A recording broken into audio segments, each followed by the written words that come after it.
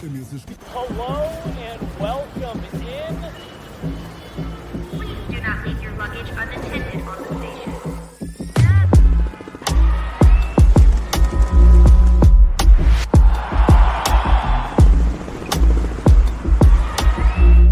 Welcome to the show. Welcome into the inaugural episode of Pucks and Prosecco. I'm Meghan Angley. My co-host is Chloe Theil, and we're so excited to bring you something different. Pucks and Prosecco is where the worlds of Cosmopolitan and the NHL collide, a lifestyle podcast that celebrates the sport that we love unapologetically through a girly girl lens, welcoming everyone who loves the game. I promise there's a little something for everyone. This show blends current events in hockey with real analysis, real stories, and a whole lot of heart. It's effervescent and bubbly, like a glass of Prosecco. So whether you're a diehard fan or a casual observer, Pucks and Prosecco invites you to join the conversation about all things hockey. How long have you been thinking of doing this show? It has been since 2017, possibly 2016. Wow. And it's taken many forms. There have been some scripted ideas for a first episode that were a little crazy. So it's a good thing we landed here on a very normal episode for sure. Yeah. No, this is a good way to start it, and it's nothing too hectic, so nobody will get overwhelmed, hopefully. I might. I might. All right, we should pop open. We're not going to drink Prosecco every show, but we felt it was only appropriate for the first ever Pucks and Prosecco to have a little Prosecco. I'm going to Need the ASMR. That was a little underwhelming. Dang, no pop. That's okay. All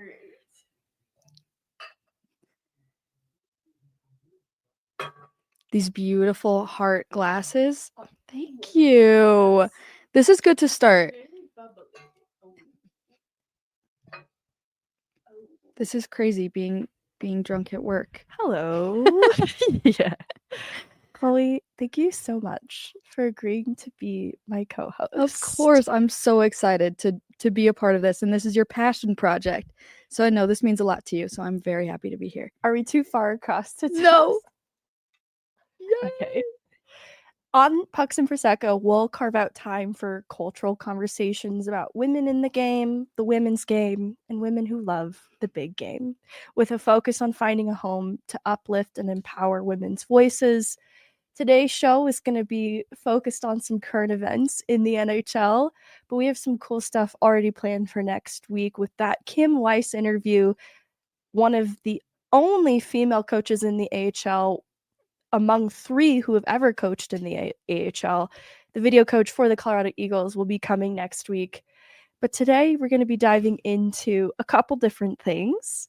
I also think some guests will be on the show in the future from all corners of the hockey world, from players to coaches, media personalities. But I'd love to get some wives on the show to talk about that perspective too, to really round out the conversation about hockey and bring out the human side of it that we love too. I guess it doesn't require much introduction, Chloe, but will you tell people who might be listening for the first time a little bit about yourself? Oh my gosh, this is so exciting. So here at DRAMAAA, I'm not just doing podcasting. I'm actually the social media coordinator. So everything that you see posted on all of our social media channels comes from me. So I started just doing off ice because I've always loved watching hockey and watching the Avs. So I came on a few episodes of off ice, and it's just been so much fun. And all of the support from all the fans in helping me do more. And then it just eventually led to doing this with you. And this is my first real official podcast. So I'm very, very excited. You have such a fun voice. Like, you obviously love hockey, and I think that's instantly what made me feel connected to you. But you're so funny, and I think you see the game through such a hilarious lens. I'm so excited for how that will add to the way that we talk about hockey. And for anyone listening, I'm Meghan Angley. I am a reporter covering the Colorado Avalanche in my 4th season doing it. Like Chloe, I love hockey, and so my day-to-day, I'm actually a beat reporter, going to practice and games in the post-game scrums, in the locker room after practice, talking to players and coaches. So it's an interesting perspective to sit in this couch and talk about the sport. Kind of, I don't know, I'm wearing a different hat today than I normally would. It feels exciting. There's something so different about looking at it through a woman's eyes, I think. So being able to do the show and having the two of us do it, and from completely different perspectives, from you covering the team for so long and me mostly being a fan, but also having worked with the team too, I think there's something really special that both of us are going to be able to bring to this. So it's very exciting. To include style rankings. Yes. I'm excited. You pitched this idea last night. I think it's fabulous timing. And I just want to tee it up. The Colorado lacrosse teams. You've got the Denver Outlaws. You've got the Colorado Mammoth. And you've got the Colorado Avalanche, the hockey team that have been associated with the symbol of the Yeti, to have included the Yeti foot on their jerseys once upon a time. And now I present to you the Utah Hockey Club and some of the new jersey designs that are being proposed. They're in the draft stage of things. And if we could get some of these jersey ideas. Jesse, will you put up all of the Jesse's producing our show today and he's just failing. We've got so far. We've thrown a lot at him at the last minute. That's There's true. Sound effects that we'd like to incorporate. Yeah, no. I always get mad at Jesse and all of the talent for coming to us and asking if they can put graphics on like 10 minutes before the show. And now I've turned into that person. Okay, so I'm being kind of mean in talking about, is this play about us? Like, can Utah find their own recipes? But here's the thing. Yeti was outlawed, apparently, with the trademarks. Yeti, the cooler company, said, no, we're not going to allow that. So Yeti isn't going to happen. But I know that the fan base was really keen to get that as part of the symbol for the team.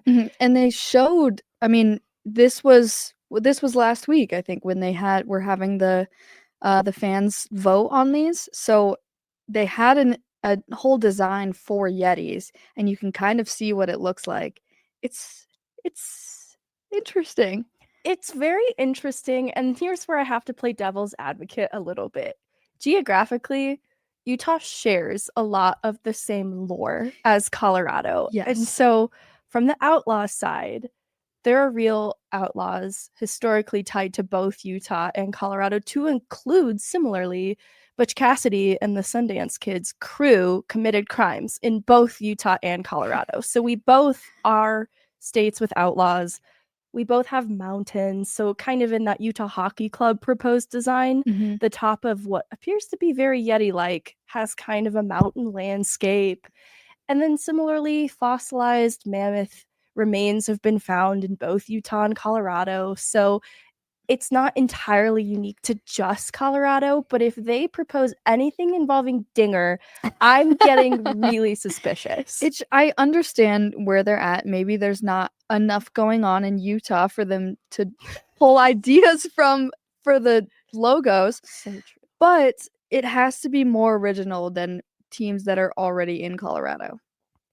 I think that's what's tough is you have to have more lore. Like if we dug deep enough and found Dinger and we're like, yes, we're going to grasp at the dinosaur. That's our new logo for the show, actually. That's our new logo for the show. And we're going to get a real dinosaur mascot. I love Dinger. Are you cool with mascots? I have so many friends who are afraid of them. I like mascots. Okay. Yeah. Something about the mask really freaks some people out and they can't even be near a mascot. So I think what Utah needs to do is maybe dig a little bit deeper for something that's totally unique to them. I've already seen some cool ideas that relate to indigenous tribes in the area, but I'm sure they have to get approval too. So maybe that's some of the issue with more unique ideas than we've seen. Are any of these standing out to you as a favorite?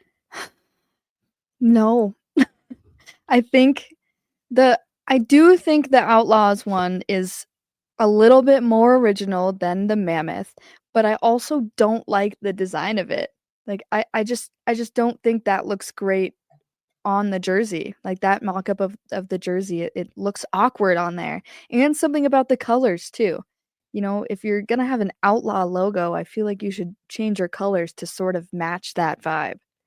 Yeah, I'm struggling with it like at the center as a centerpiece logo. I guess there are some logos that incorporate like a human figure a little bit, but for it to be the total focal point, I'm struggling with. Like, Right. I think Islanders have had a version of a fisherman in forms of the jersey, but for it to be the main thing, I think is tricky. I love the Western inspired ideas that can be born from it with the fan base, like being able to wear hats and get dressed up for games in that way.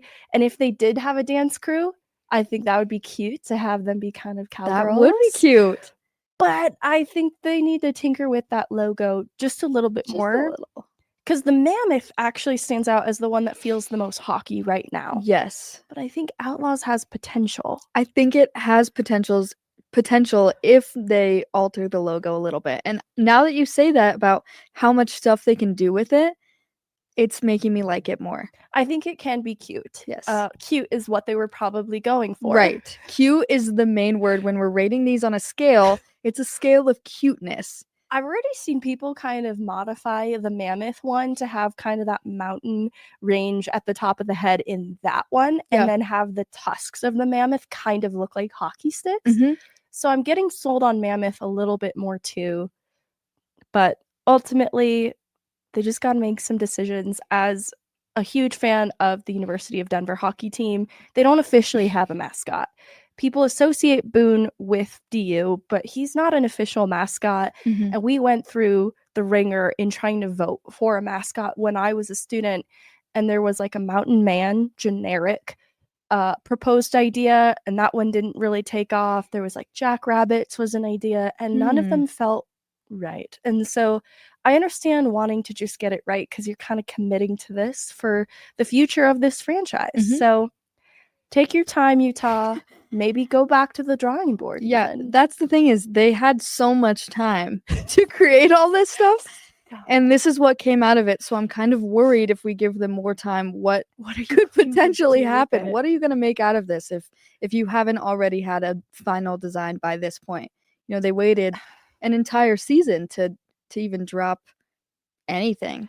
Did they put all their eggs in the Yeti basket and then they're like, oh shoot? Because these do feel like they're right within reach to grasp quickly, but I just felt like with the time, like you said, I was hoping for a little more creativity. Maybe it was too much time. Maybe it's too much time. Maybe we should put a limit on their time. There was maybe Put up a mock that I've seen that is a rip-off of the Avs jersey. show us. Oh my god. Show us. Jesse said he's putting up a graphic of a design he's seen that's a rip-off of the Avs. I'm nervous. Oh. Yeah. See, but the bottom. thing is I like that.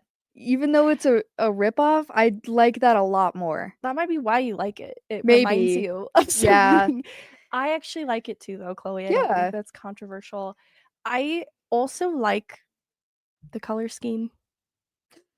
I do like the black and blue. You know, I love it too. I had an idea when they proposed the team that it was going to include a light shade of blue. I actually thought it would in some way incorporate a little yellow for some reason.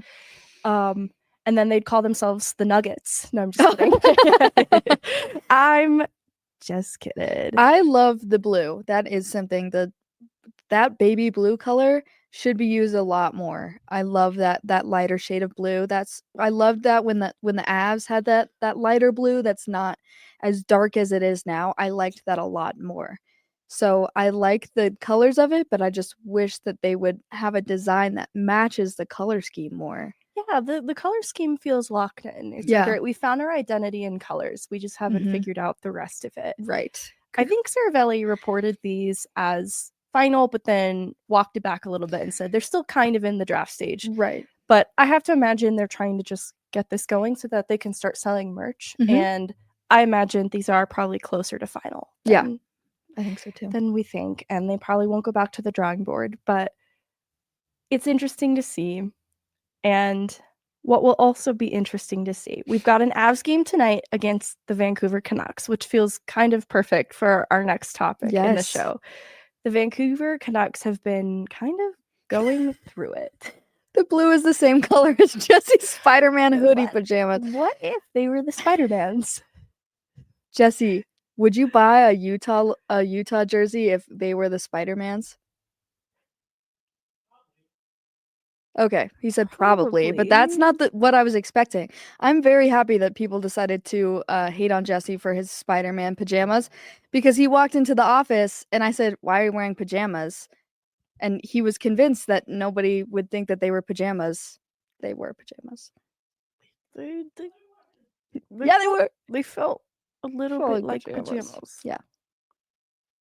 All right, Vancouver Canucks Yep. tonight against the Avs. Vancouver Canucks, a team that impressed the year before and has taken a little bit of a nosedive this year, especially in the regular season. I should say, I think some people had concerns about what the Vancouver Canucks could be, but they forced Game 7 against Edmonton in the Western Conference Final, and they had goaltending injuries. They had Brock Besser injured, and so I think that was really valiant that they were able to have the playoff performance that they did. But that makes the regular season result then this year feel a little bit difficult. I think some people watching the team maybe were skeptical of their success last year, so they're unsurprised, but they're 5th in the Pacific, 4-5-1 in their last 10, and they just come off of a 3-2 overtime loss to Detroit on the heels of what was a big trade in the hockey world. I know Avs fans are probably like, yeah, I don't know about big trades. This one feels like it's not quite as big, but there's been so much drama around this trade and the possibility of even more that I felt it deserved a deep dive. In the criminal justice system, hockey-based crimes are considered especially heinous. Good job, Jesse. At Pucks and Prosecco, the dedicated detectives who investigate these crimes are members of an elite squad known as the Special Girls Unit. Wow. SGU. SGU. And so it's well known at this point there was a problem with Elias Pettersson and JT Miller. But what isn't really known is there blame on one side? Is this the case of the pouty overpaid superstar and a prickly confrontational veteran in JT Miller? Is there too chill a guy versus a guy who cares a lot but has questionable forms of communication? And I think it's just important to go back in time a little bit here, starting with JT Miller. Born March 14th, 1993. I'm just kidding. We're not going that far back. Pisces sun, Sagittarius moon. We have to know how his upbringing affected him to this day. To this day. And here's an interview with his parents. No. Jesse's overusing this. I love it so much. What I love about digging into Miller's player history just a tiny bit is that it comes full circle, that he's drafted by the New York Rangers in 2011, 15th overall, ends up back with the New York Rangers. I don't want to get too carried away with the player history because he was traded to Tampa Bay. He was on an expiring deal, and I think there's a lot of revisionist history with Miller, like, okay, he's been moved on from these teams. There's murmurs of things not working out. But I think with New York, it was just a matter of they couldn't see themselves extending his contract. They didn't see themselves able to afford a new deal with him. And they decided to make a trade. And some people speculated the return was not enough and reflected badly on Miller, which I think is too easy to say in hindsight. The Lightning sent the Rangers Nemesnikov and 2 prospects along with 2 picks. But this was a trade that involved McDonough as well. It helped the Lightning in the end. You know, when he went to Tampa Bay, they qualified for the 2018 Stanley Cup playoffs, and they lost in the Eastern Conference Final. So he signs a 5-year extension. Like, things go pretty well for him in Tampa Bay. The next year, they're President's Trophy team, but they're swept by the Blue Jackets in the first round. So he gets traded to Vancouver in 2019. This is amazing. He helps the team along to an eventual playoff berth in 2020. And he averages a point per game and helps to put together the team series against the Minnesota Wild, the Blues, the Vegas Golden Knights. Him and Pettersson emerged as team leaders in points. And so Miller's time in Vancouver, make no mistake, was productive. This was a player that immediately emerged as a huge points producer. He really started to turn heads in the 2021-22 season when he led the team in points by a 31-point margin and nearly hit 100 points that year. Mm-hmm. All this in spite of the organizational changes that are happening with Vancouver. You know, they move on from Bruce Boudreau at some point, the new president of hockey operations in Rutherford joining the team. And so there's more to this than just Elias Pettersson and JT Miller. There's an organization that has experienced upheaval and is trying to see what kind of a captain they have in a young Quinn Hughes. But they give him a 7-year contract extension in September of 2022 ahead of the season. Bo Horvat was traded, and I think that some people viewed this as like one or the other. It was either Horvat or JT Miller. Right. They couldn't hold on to both. There were rumors that there was a divide between Horvat and Miller in the locker room. Mm-hmm. And Shen and Miller were caught yelling at each other. Miller claims he just wanted their goalie off for an extra skater to push late in the game, but this was a Twitter clip that was circulating a lot on Twitter in that 2022-23 season. I remember even talking about it on a show back when it happened, that it kind of struck me as odd how much they were in the view of cameras yelling at each other.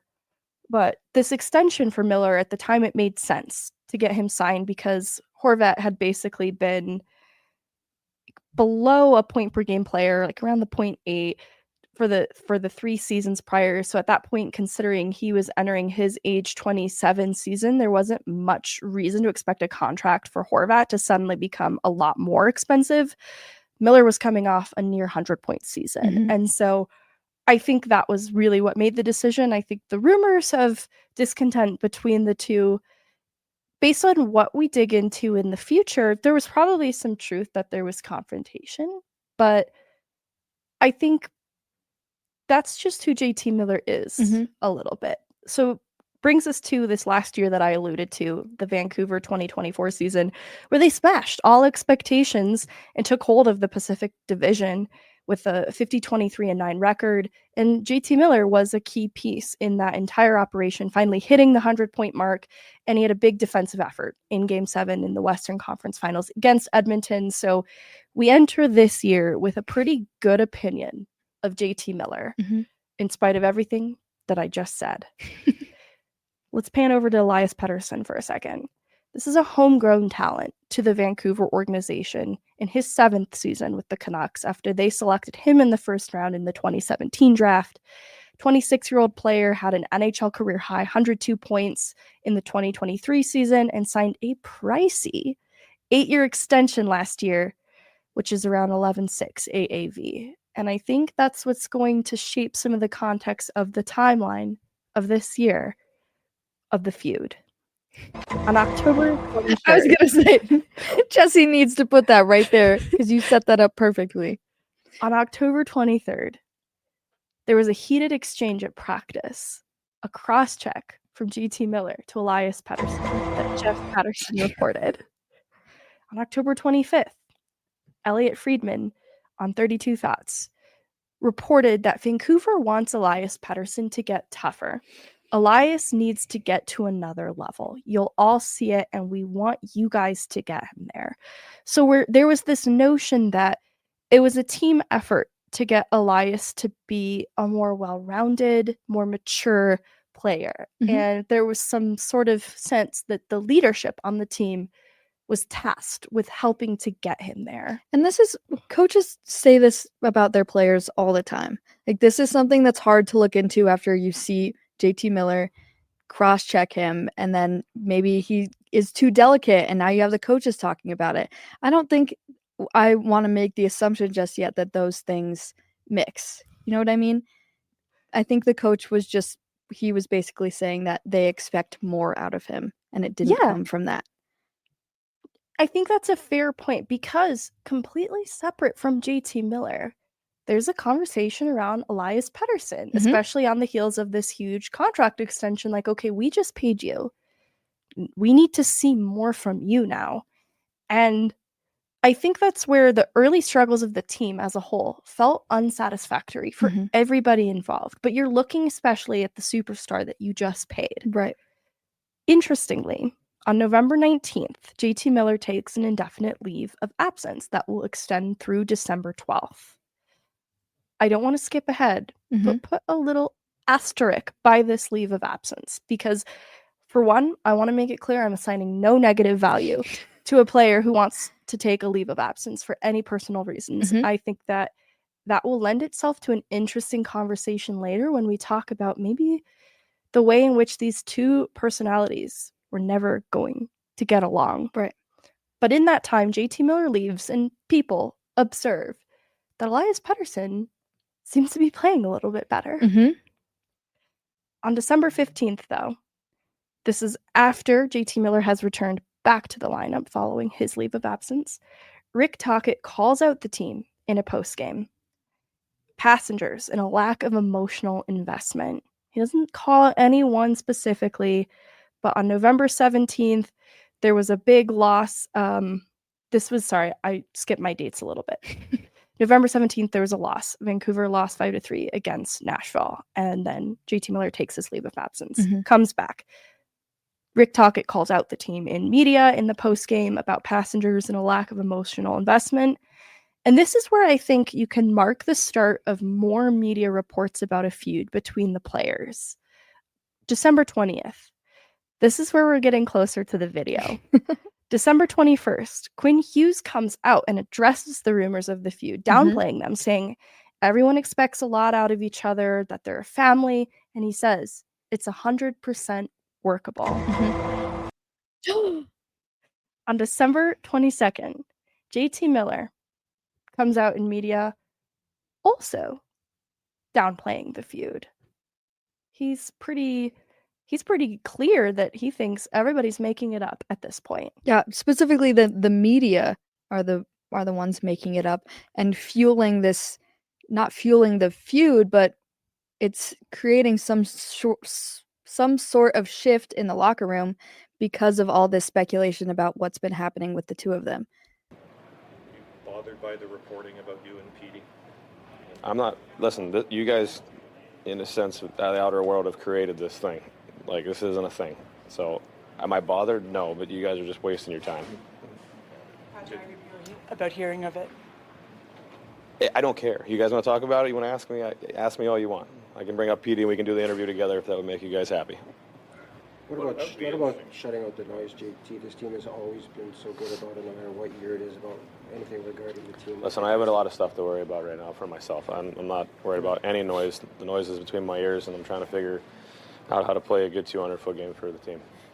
But you know what you mean to this group, and Petey obviously knows what he means to this group, and right now not a whole lot happening for either one of you guys. Like, can this team get where it needs to go without production from you two?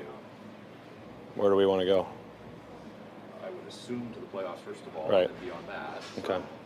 So it'd be great if we could have 100 points for sure. That would be ideal, right? So we're just trying to play the right way. Points will come when they come. Wow. That got sassier by the end. Sassy. And why was he so defensive? Yeah. Dun dun dun dun. Jesse. I actually, at the end of that interview, it kind of takes away from the PD drama for a second, and he's still so defensive. Yeah. Where do we want to go? Right. That's a normal thing to want to know about where your goals are placed for the season. Even though it feels obvious, there are sometimes in the world of journalism where asking a question that seems like it has an obvious answer still has a place because you want to get it on record and you can't just assume things. Anyways, I'm feeling a little bad for that reporter at the end there. I did too. But to play devil's advocate, he did say in that, he has a lot of personal stuff going on and maybe that's affecting what's happening. So that also coincides with his leave of absence. if he did have some personal issues happening. So we still don't yet know what the problem is. I like this because I want to go back to the comment about he's focused on what's between his ears, worrying about the 200-foot game. Right. I want to put another pin there. So we've got a pin back in the leave of absence, and we've got a pin back in JT Miller focusing about his 200-foot game. Just a reminder of the pins.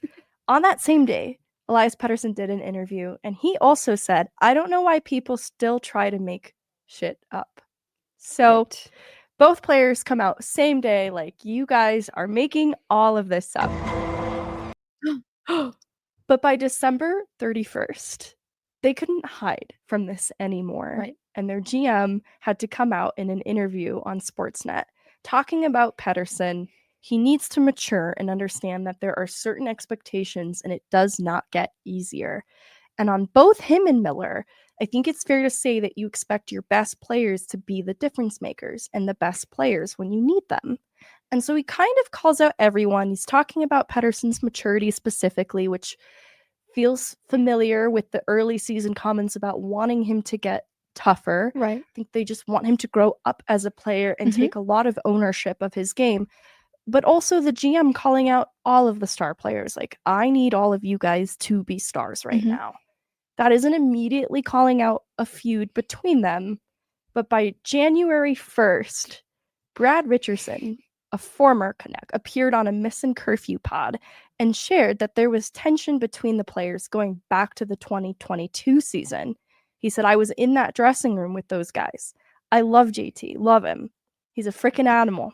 But I even told him, I said, hey, you're too hard on this kid. And I think this is interesting because this will be where we, at the end of our discovery, talk a little bit about who JT is as a teammate.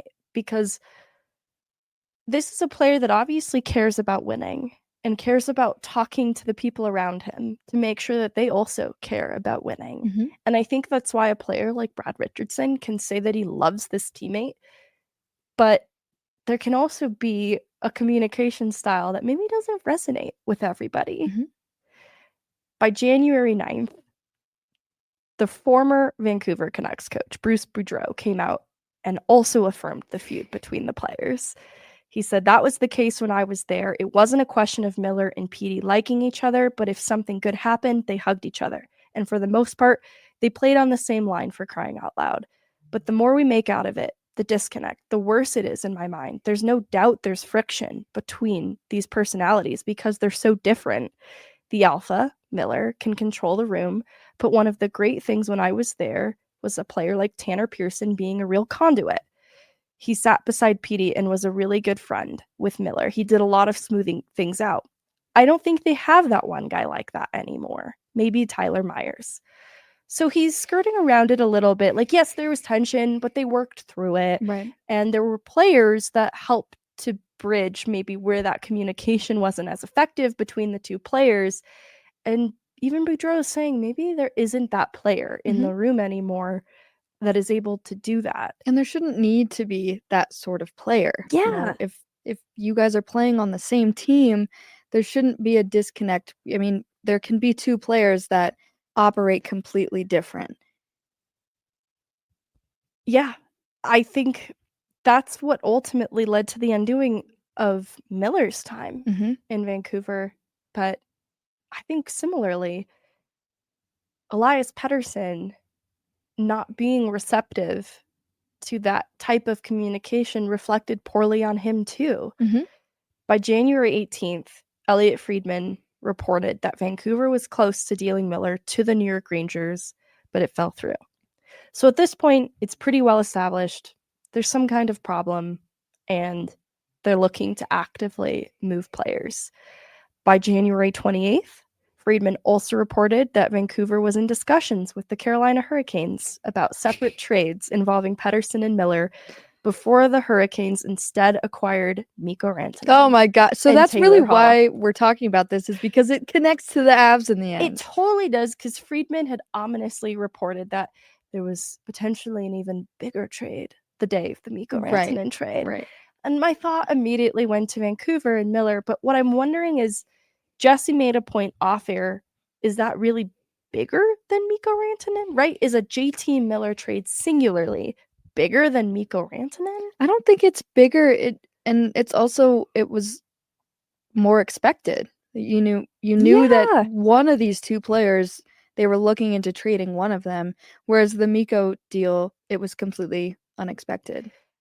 I wonder if the thing that makes it bigger is if both Pettersson and Miller would be moved, not to the same team, Right. but if it would be another multi-team trade that was in the works that would see both players being traded. That's the only way I could think it would be bigger Or than just, the Mikko. Having to choose between one of them. That being the bigger part of it is everyone speculating which one of them would be traded and not really knowing. I think before I did the deep dive, I leaned on it being JT Miller pretty easily because I looked at his history as a player and the murmurs of there being confrontation with other teammates in the past. So I kind of felt like, okay, he's the problem, obviously. I don't know that it's so obvious, though. I think Elias Pettersson shares a little bit of why things didn't work out. And same day as that Friedman report about the possible trade with Carolina and Pettersson and Miller, Jim Rutherford, their president, comes out and confirms that there's a rift between these players, which we know by now, but that everyone involved tried to smooth things over and a solution never stuck. Like there would be the attempt to repair things and it just wouldn't stick and they'd be back at feuding yet again. And that they considered trading anyone, not just Pettersson, not just Miller, but even a player like Hughes. His name was thrown into the mix. Yeah. I don't think that they're trading Quinn Hughes, but I think that having your president come out and say that is very concerning about the state of the team as a whole, that it's clear things are not working and it's almost pointing to the direction of a rebuild if this does not get back on track soon in shipping out any one of those being a core player. And this is where things start to just get messier, right? It's like, all right, people come out and they start talking about things in hindsight, like, the Missing Curfew interview earlier in the month, how, oh yeah, there's been a problem between these guys for a little while now. On the 29th, Rick Dhaliwal shared that there were members of the Vancouver Canucks organization that wanted to re-sign Bo Horvat over JT Miller. So if you recall back to when it felt like it was between one of those two and they end up trading Horvat, it's crazy now in hindsight, like, oh yeah, there were guys who wanted Horvat over Miller and there was this divide in the locker room and there were people who had Team Jacob and Team Edward shirts and now they're coming out and saying that. And it makes sense when you think about it that it was the same situation where it was two players sort of feuding and they had to make the choice of trading one for the sake of the team. And this time around it happened again and they realized that Horvat wasn't the problem. Maybe it was Miller all along. I wonder, we'll never know, but was that overblown at all? It's hard to say. I'm sure Vancouver probably, just as an organization, maybe has some regrets. But on the 31st, Miller was traded back to the New York Rangers, along with Eric Brandstrom, in exchange for Philip Hedl, Victor Mancini, and a 2025 first-round pick. Pretty good trade, in my opinion, especially knowing that this was one that just needed to happen for both teams. But it ends with JT Miller being the one that gets shipped out. I guess the broader conversation I want to have is, first and foremost, JT Miller is a teammate. I think this is a clash between an old school hockey guy and a player like Elias Pettersson, who I think represents maybe a new wave of players. And I think both have positives and negatives to them.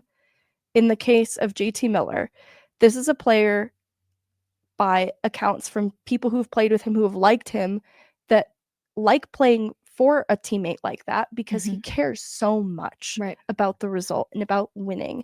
And he can come off as really intense. He can have intense outbursts in trying to motivate his teammates to care. That's what that incident with Shen and Delia was that we got on video where he's yelling at them. It's because he wanted them to push late in the game and they weren't communicating well. Right. And I think that we look at a player like Nathan MacKinnon, who is known for his own outbursts, slamming sticks, and on occasion even getting angry at a teammate like Anton Bleed. And you just kind of learn a little bit about who Nathan MacKinnon is. You come to accept that. I think there's key differences, though, in a player like Nate who has the outbursts with teammates who understand him versus what has gone wrong here with Pettersson. I think what's so different about Nate is that he's constructive, and a lot of people maybe would look at JT Miller and think that he's destructive, and how some of his actions actually bring down other teammates rather than building them up. And that's something where I think it's different with Nate, because he's a leader that will push you, but he wants to be the one to help you get there. Yeah. And you see that especially with Cale Makar coming in. He's changed drastically as a player, but when he first came into the league, he was quiet. He wasn't much of a leader, and I think he was kind of shaped under Nathan MacKinnon, and now he's being considered as captain. I think, without knowing JT Miller, what I notice about Nate first is that he's hardest on himself first. Right. Before he starts pointing any blame outwards, Yes. he is doing what he can to make sure that he's putting himself in the best position to contribute to the team and help them win in every way possible, down to all of the extra resources that he seeks to get the best dietitian, to get the best nutritionist, to get the best strength and conditioning coach, the chickpea pasta, as Vaguely Sober says. I feel bad too, because even the way Zadorov reported this, it was never meant to paint MacKinnon in a horrible light. Like, these are two players who have a friendly relationship to this day, but it was the way that media received that information and circulated it that kind of painted Nate in a bad light, to where he doesn't want to talk about it now with media. And it's a little bit of a bummer, because it's just an interesting aspect of this player who's doing everything he can to make himself the best, starting with himself. And then he's a little tough on his teammates here and there, but I think it's very situational. I don't think every day Nate is barking at somebody for dropping a pass. No. I think occasionally you'll get that, but it's not every practice, every day. And I think above all else, he's just trying to make himself better. Yeah. And the chickpea pasta, that's an instance of him, that's something that he does himself to make himself better. Right. And he's thinking, I want to share this with my teammates to make them better. And I think this is a conversation that we've had on the podcast before. Everything that he does, he shares with his teammates, because his thought process is, I want to make my team better so that we can all be the best possible player. It's a great point, because he has access to some of the best resources, and he does research as to what is the best of the best in terms of techniques. And he then shares that with his teammates, and they want this information. Logan O'Connor has talked about learning from Nate with respect to these things. And I know recently we learned about the recovery that they do post-game on the bikes, but that's been happening for a little while now, and it was something they wanted to be doing. It's not like Nate forced anybody into this. They said, hey, we see you doing this. Why do you do it? Why is this valuable to you? And also, you're Nathan MacKinnon, so you don't have to explain why it's valuable. We see the way you play hockey, and we also want to elevate our game. Yeah. So we're going to join you on the bikes after games. And I think that's where it's, misunderstood about Nathan MacKinnon a little bit. I agree. And I think a big part of JT Miller is that it kind of seems like a lot of these issues were more about him kind of venting frustration instead of, saying this is what we should work on. It's more just a complaint and no sort of growth behind it. I do think the communication style is really what did JT Miller in the end. And I want to turn the attention to Elias Pettersson for a second, because in all of this are documented notes around him needing to mature, needing to get tougher. And I think in all of that, there's the word accountability, that they're just looking for Elias Pettersson to take accountability. Right. And it's not that this is a player that's a scrub. It's just like, we paid you as a star player. You're an elite talent. So we want to see you take this up a level. Mhm. And in order to get there, you have to elevate. You have to push yourself. And I think the hope was that teammates like Miller would help to push him. But I think one of the things with new age players that I think is very wonderful is I think they have a stronger sense of individuality than before. Hockey is still such a uniform sport that you have to keep that in mind as I'm saying this. Right. But I think players are able to recognize boundaries, are able to advocate for themselves better. I think we're seeing too in the rise of players taking care of their mental health, Mhm. taking leaves of absences, and acknowledging that that's an area that requires care. And so you want to push yourself, but you also don't want to push yourself to the point of no longer being effective, no longer being helpful to your team. And so caring about your mental health is important. And having advocacy in contract negotiations and knowing your worth and Mhm. wearing that proudly, I think are all things that you see with these young players. But where I worry that it can cost them a little bit is if they're too inward, if Right.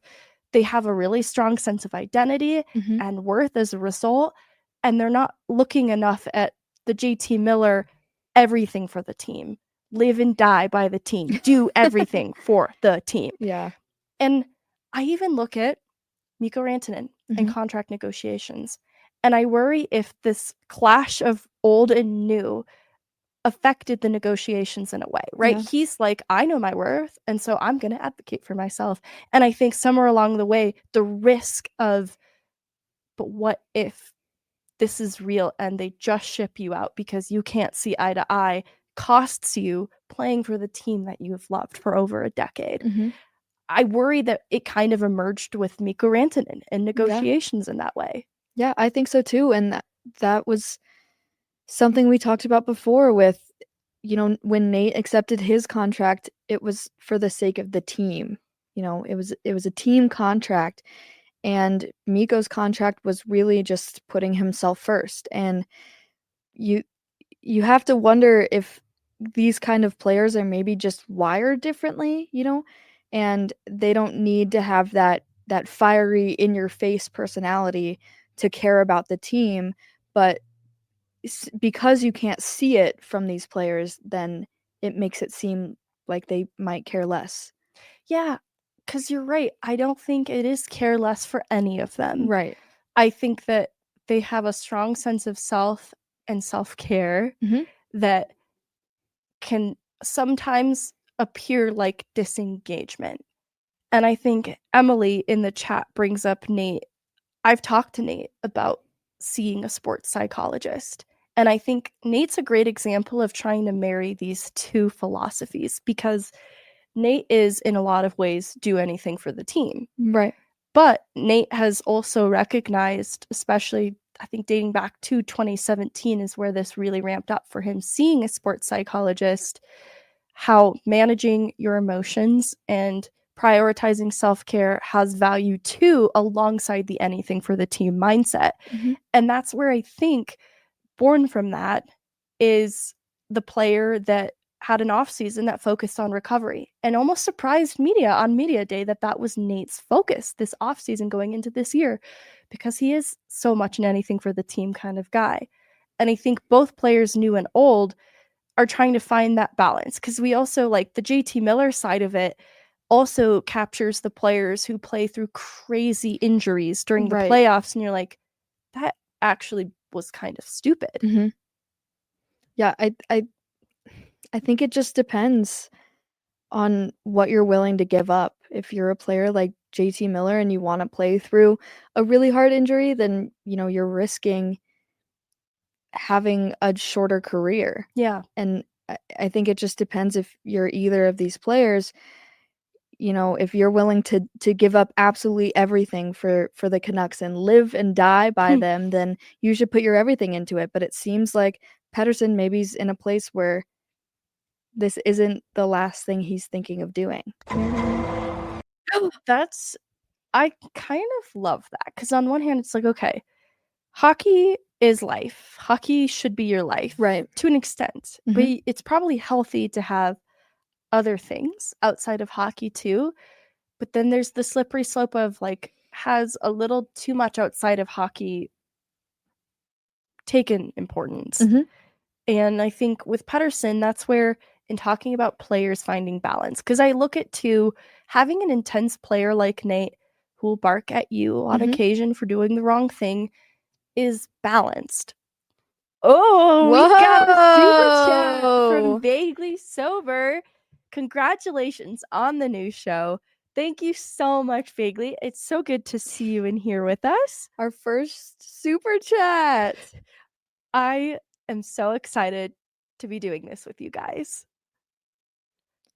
I can't remember what I had a point lined up. Oh, I was gonna say the thing about Nathan MacKinnon too is what I've seen from the locker room is he's not always the loudest guy in the room. No, he's not. I think that's a great point. You know, he can be hard on teammates on occasion, but there's the balance of, I've described stoic Cale Makar, Yep. who I don't want to describe as quiet. He's the kind of guy who, when he does speak up, it's very impactful Mhm. because of that. Right. And then this is where Mikko, I kind of describe Mikko as having some of the new age characteristics, but Mikko cares. Mikko's always cared. Mhm. And so I think that Mikko had a good balance of the inward, but also the outward, doing things for the team. Yes. He was very competitive. I think that's why he complimented Nate. And I also think that the silliness of Mikko Mhm. also helped to soften Nate a little bit. I know. I have to imagine that a little bit agree. of Nate's competitiveness rubbed off on Mikko too, though. Like, I Mhm. don't doubt that he was always competitive, but I imagine playing for and with Nathan MacKinnon just makes you want to care a little bit That more. would make me want to care so much. But I agree. I think there's a good that's an example of a good balance of your different personalities coming together for the sake of the team. You know, even though they have very different outlooks on the game, rubbing off on each other made them better players in the end. So,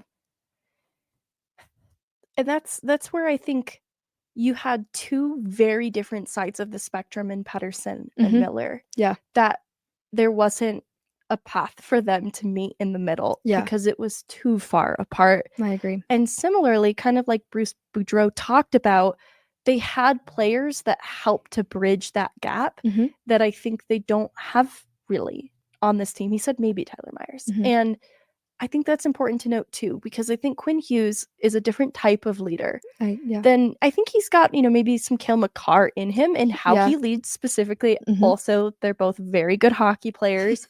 But I think Quinn Hughes being more reserved in Mhm. how he leads and leading by example in a lot of ways, being very composed, maybe wasn't going to provide the balance that these two parties at such odds needed. Yeah, he is a very quiet leader, and I don't know enough about the Canucks to know how much of a difference he's making as a captain on the team, but it seems like if that was a situation arising in the locker room that he would have to step in to be the person to confront that. Tapioca pudding personality. I feel for Quinn Hughes. I can't speak on him as knowledgeably as I know how Right. Cale Makar leads, for example. Mhm. That is a hockey player that always looks like he's disassociating. Yeah. And I'm always worried about him. He looks He looks sad. sad. Yeah. So I don't know about Quinn Hughes. Mhm. I don't doubt that he is a good player and has strong leadership qualities, but when you had two strong personalities, I think they needed another strong personality to help bridge that gap. And Mhm. honestly, that's where I see a Mikko as having been so valuable to the Avs. He was also a strong personality in his own right. I think that's why he could hold up to a MacKinnon, and then it just, fortunately for us, was complementary versus being at such odds. And then you also mentioned there's more voices in that room. Mhm. And that's where I think like a Manson who's pretty vocal comes Yep. into play. And a Taves. if the Vancouver Canucks had the equivalent of a Devon Toews in terms of leadership, Yeah. I think this would have been fine. He would have been the type of player that can probably smooth this over, Mhm. a mediator who's strong, and you want to listen to him when he speaks. Right. And you also just don't know how far this situation went if there were people in the locker room that were willing to step up and try to bridge the gap between the two players, or if it just got so far that there was really nothing left to do except for trade one of them. Great point. And I wonder, like, does it stop there? Does the fact that they still haven't resolved the Pettersson problem Right. of a player that they've just paid that needs to be more than what he has been and potentially has an engagement or accountability issue that still needs to see him reach a new level, is that a name then that's still in the works to be traded possibly? Yeah, I wonder if Vancouver will end up regretting letting Miller go when, like, if the competitiveness and the fire from him was exactly what they needed. And in the end, it was Pettersson that was the weak link. Just the part it's that they tough. couldn't figure out, and they Yeah. needed more from him, and it ends up that this situation doesn't help at all. Yeah, and then they're like, we got rid of Bo Horvat and JT Miller, Yeah. and we just have not made the right decision at Mhm. any step of the way. Yeah. I wonder too, like, there was a time where people were wondering if JT Miller would be a good fit in Colorado. Mhm. I personally didn't think so, because I do think he has a specific type of intensity that I suspect would have butt heads a little bit with Nate. And I know that was controversial because it's like, all right, but they both care and they both want to win. Mhm. I think his delivery misses the mark sometimes. I think yeah. it would be hard for him to find his lane, to find where he could communicate and be a leader. Honestly, I look at Nashville in bringing in so many leaders into the fold this year and Mhm. struggling. I just wonder, like, sometimes too many leaders is a Yeah. problem. You need to make sure that the leadership group works well together first and foremost. Mhm. I think him being traded back to New York, I think that's a good place for him for right now, especially after losing their captain. That gives him an opportunity to come in and be that voice in the locker room. I'm laughing a little too about the full circle moment of it all. Like, does New York feel any regret just not finding a way to extend him in that contract Right. year back in the day?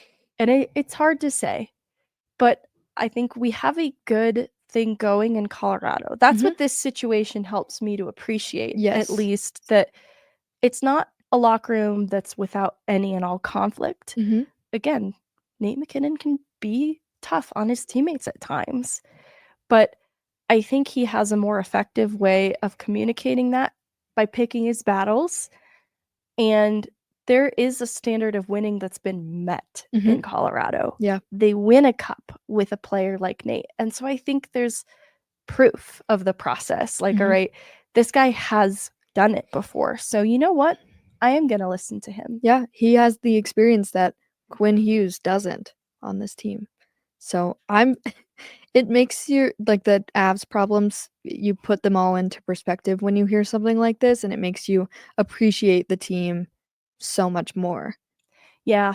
And it emphasizes what Mikko Rantanen meant to Colorado too, that this Mhm. was an important player for a reason.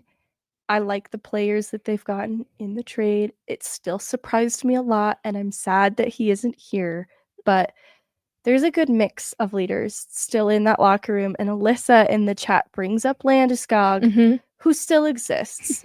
And honestly, his style of leadership it's the blueprint. It's what any leader should hope to be because it's so well-rounded in Yeah. what he is. It's a little bit of the levity of Mikko Rantanen. It's stoic like Cale Makar, Mhm. but it's vocal and intense like a Nate McKinnon when he needs to be. And you just want to play for a guy like that and win alongside a guy like that. Mhm. His form of communication is very effective. And I think especially with him, he knows how each player receives what he says. So Yes. he has different ways of communicating with Nate than he does with Cale. And I think that's what's so important about him being the captain, is that he knows what each of his teammates needs to actually be successful. Yeah. I also forgot that I had one pin that I hadn't revisited. Oh no. It was relating back to JT Miller's leave of absence. Friedman Friedman reported that they had that Nashville game where they lost 5-3. Right. And whatever happened after that game, and I've heard a couple different versions, whatever the case was, JT Miller went on his leave as a result of that. So I do think it was a result of feud, which isn't great. I mean, I guess I'm glad to hear it's not maybe more serious, like mental health concerns, etc. Personal life issue kind of thing. And Right. it's like there's just conflict happening on the team. And that was a report just from yesterday from Friedman. So we have a little bit of color as to why he took that leave of absence. And it just reaffirms everything we knew about the feud that was happening. And despite their efforts to deny it early on, the mountain of information, it snowballed into an avalanche that they couldn't ignore any longer. And it gives me a greater appreciation for where the Avs are at with things. So I think we can begin buttoning this up. Is there anything else you wanted to add to the drama? No, I feel like the end of it hopefully would have some sort of, blame. I know. Like, we're trying to be detectives and Yeah, really figure it who out, did but we it? don't have an actual answer for it. It's just digging into the drama. I actually think that's the perfect place to leave it, because I had JT Miller bias when I started this. It's true. I didn't have a good feeling about him because my memory of him is him yelling at Shen and just kind of this track record of being moved on from teams and the murmurs of, oh, he's hard to get along with some of the time. Yeah. So I was like, well, clearly he's the problem. I don't think it's so clear that he's the sole problem. I think that the Vancouver Canucks had two people as the problem, and they just had to decide which one do we move on from first. Right. Yeah, I think they're just very different people, and it wasn't one person was to blame. I just think both of them didn't agree with the other, and that's how it started and how it ended. Yeah, because it's not done for Elias Pettersson. He needs to turn things around in Vancouver, and honestly, the whole of the Canucks are in a bit of a rut. We'll find out tonight if they can respond to an Avalanche team coming off of 2 big wins at home, 2 shutout wins. So Colorado's going into it in a good place, but let's not get carried away. They still have a lot of season left to prove themselves. So this will be a big game for both teams, trying to course correct in different ways. After big trades. Both after huge trades. It's a great point. So let's see what happens next. All right, everybody. Thank you so much for tuning in to the very first episode of Pucks and Prosecco. We'll be back next week with another great topic. Kim Weiss will join us for the interview on how she found herself as one of 3 female coaches ever in the American Hockey League as the video coach for the Colorado Eagles. I'm Meghan Angley. This is Chloe Theil. Thank you so much for tuning in. Bye. Bye.